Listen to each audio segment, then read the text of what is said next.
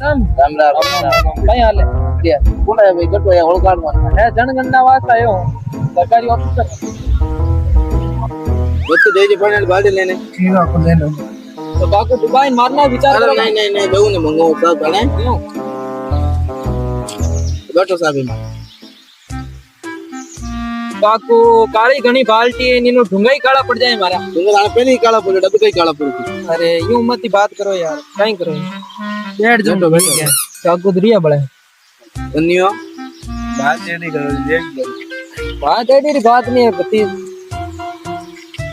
ठीक है छोड़ कोई बात